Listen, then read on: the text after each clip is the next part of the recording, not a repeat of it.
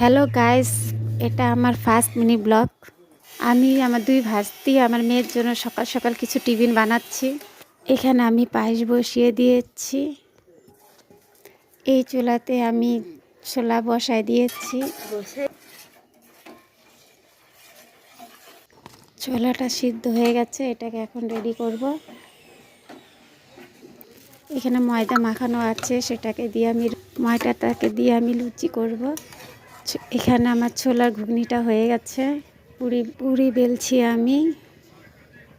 এখানে কড়াইতে তেল গরম করে লুচি দিয়ে দিয়েছি, দেখুন কেমন হচ্ছে। আমার সব রান্না কমপ্লিট হয়ে গেছে। এখন আমার দুই ভাস্তি মেয়েকে খেতে দিব। হাই, এই যে আমার দুই ভাস্তি হাই দেখাই দিয়েছে। আর আমার মেয়েকে তো আপনারা চিনেনই।